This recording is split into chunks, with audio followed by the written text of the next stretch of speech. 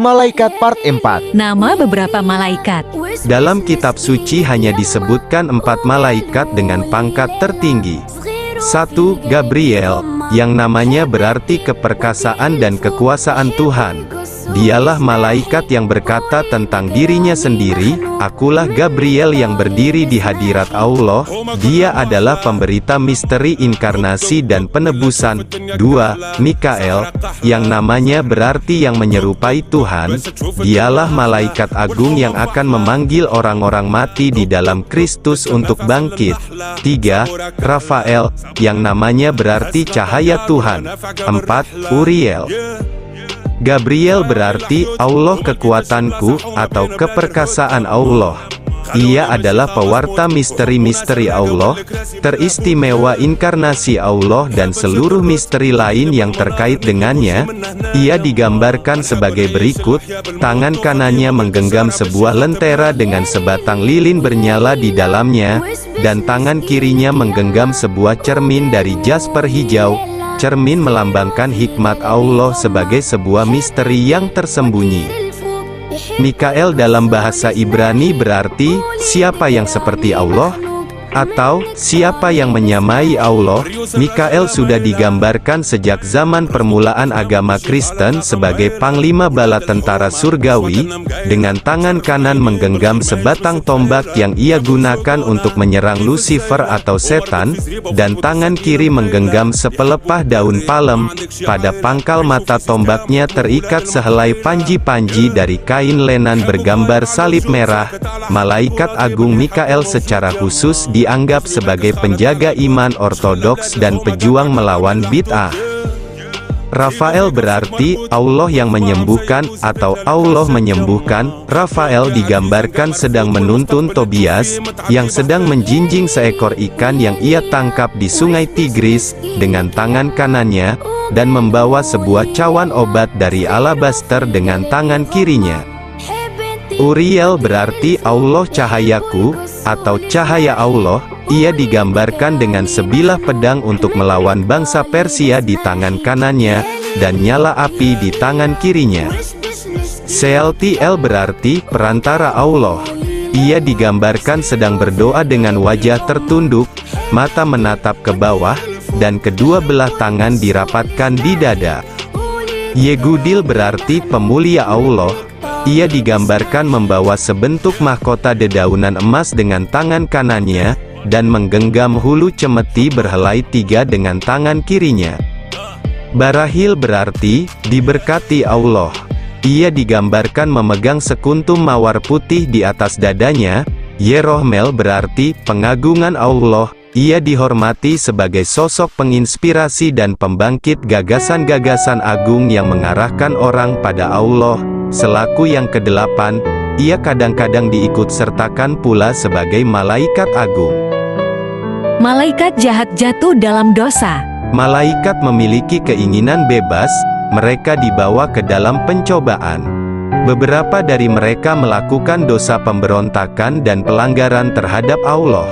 Malaikat yang teguh dalam komitmennya kepada Allah yang Maha Esa disebut malaikat suci atau malaikat pilihan karena Allah yang Maha tahu bahwa mereka akan teguh dalam menaatinya. Namun, malaikat-malaikat lainnya, yang sombong dan memberontak, jatuh bersama pemimpin mereka ke Hades dan disebut malaikat jahat.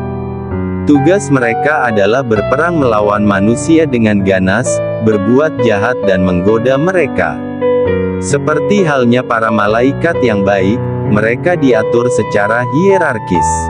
Yesaya, sang nabi merujuk pada peristiwa jatuhnya malaikat-malaikat jahat dengan bersabda, "Betapa jatuhnya engkau dari surga, hai Lucifer, putra Fajar. Betapa engkau telah menebang habis tanah yang telah melemahkan bangsa-bangsa.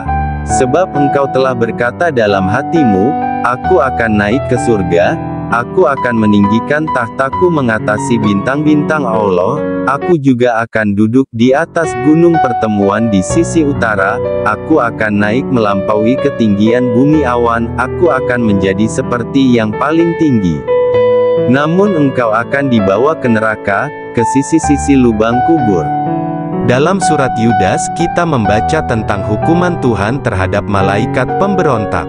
Dan malaikat-malaikat yang tidak tinggal di tempat asal mereka, melainkan meninggalkan tempat tinggal mereka, Dia simpan dalam belenggu yang kekal dalam kegelapan sampai hari kiamat. Dan Rasul Petrus berkata, sebab jika Allah tidak menyayangkan malaikat-malaikat yang berbuat dosa, tetapi melemparkan mereka ke dalam neraka dan menyerahkan mereka ke dalam belenggu kegelapan, untuk disimpan pada saat penghakiman. Sejumlah besar malaikat dari semua tingkatan dan tingkatan adalah malaikat yang jatuh.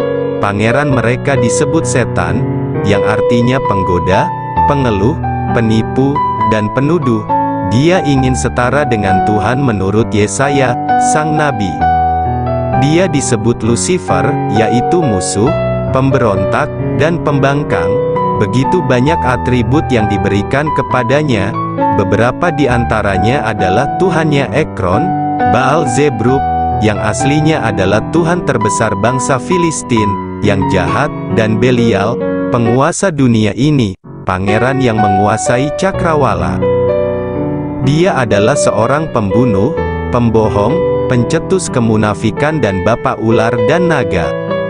Iblis memiliki banyak kesamaan dengan malaikat, karena mereka adalah makhluk tak berwujud, dan diberkahi dengan kekuatan, kecerdasan, dan kemampuan. Namun sifat-sifat tersebut akan berubah menjadi sifat jahat begitu malaikat jatuh, dan dengan demikian mereka akan berkomitmen untuk melakukan kejahatan. Malaikat jahat membenci manusia karena manusia mendapat perkenanan dari Tuhan, yang menciptakan manusia sebagai makhluk rasional. Dia memberinya kekuasaan atas semua makhluk, sehingga setan mencobai manusia dengan bantuan ular di Taman Eden dan kejatuhan manusia ke dalam dosa. Sejak kejatuhan manusia ke dalam dosa, Allah menaruh permusuhan antara benih perempuan dan jiwa ular. Itulah setan.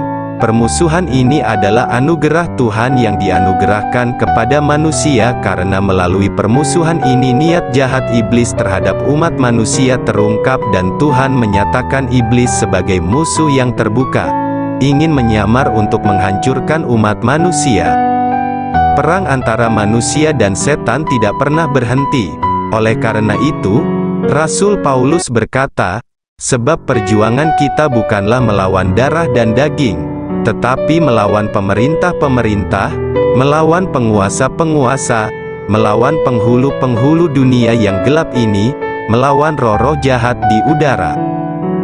Begitu besarnya jumlah iblis, mereka menyerang manusia dalam jumlah besar seperti yang dilaporkan dalam kejadian penyembuhan orang Gadara yang kerasukan setan yang roh jahatnya telah disingkirkan oleh Tuhan.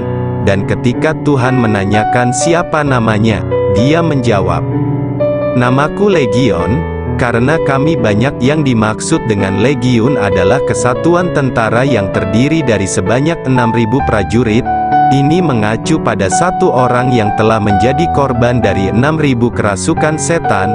Dan segera, Tuhan memberi mereka izin dan roh-roh najis keluar dan masuk ke dalam kawanan babi, dan kawanan babi itu lari dengan ganasnya menuruni tempat yang curam dan tercekik. Setan mempunyai kekuatan material dan non-materi yang sangat menakutkan. Perbedaan kekuatan mereka terlihat dari pengaruh yang mereka lakukan terhadap pikiran manusia dan cara mereka melakukan kejahatan dan kelakuan sulit dipahami yang menyebabkan manusia jatuh ke dalam dosa dan menyebabkan kehancuran di dunia. Mereka berbeda dalam pangkat dan posisi. Tuhan bersabda, ketika roh najis keluar dari seseorang, dia berjalan melalui tempat-tempat yang kering, mencari istirahat.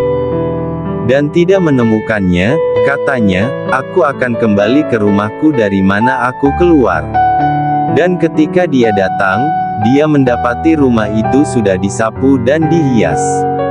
Kemudian dia pergi dan membawa kepadanya 7 roh lain yang lebih jahat dari dirinya, dan mereka masuk, dan tinggal di sana, dan keadaan terakhir orang itu lebih buruk daripada yang pertama. Tuhan juga bersabda tentang satu jenis setan atau tentang setan secara umum, tetapi jenis ini tidak dapat dibasmi kecuali dengan berdoa dan berpuasa. Setan mempunyai kuasa yang mampu melakukan mukjizat-mukjizat yang dahsyat, sehingga membuat api turun dari langit.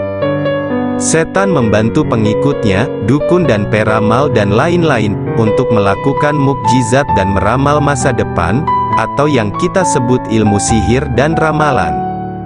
Kegiatan tersebut termasuk okultisme, yaitu berkonsultasi dengan setan sendiri.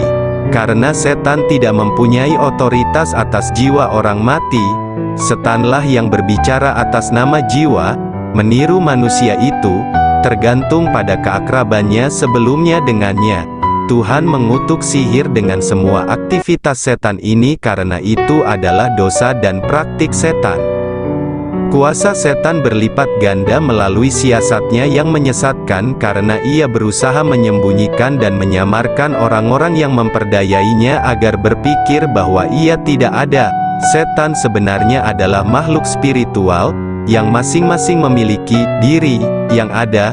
Ketika Yesus Kristus menyembuhkan orang-orang yang kerasukan setan, Dia biasa memerintahkan setiap orang sebagai makhluk individu, dan diri esensial untuk keluar dari manusia dan tidak pernah kembali. Tuhan menang atas setan ketika Dia mencoba menggodanya di padang gurun.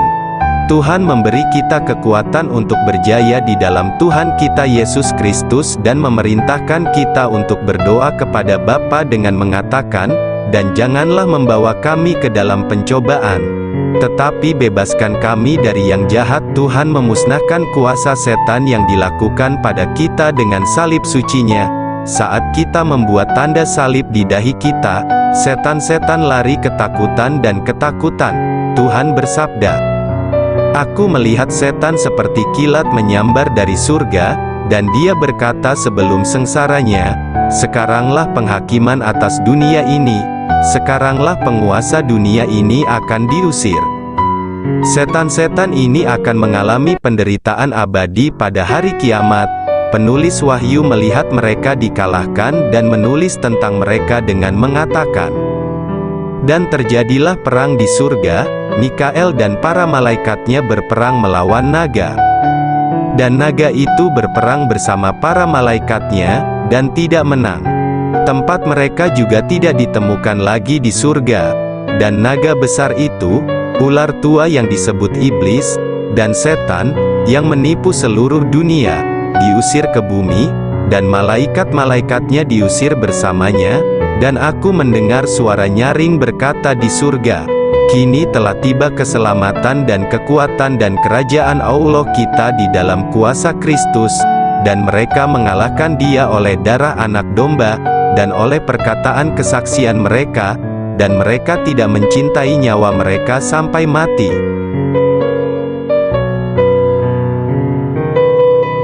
Bersambung, dan terima kasih.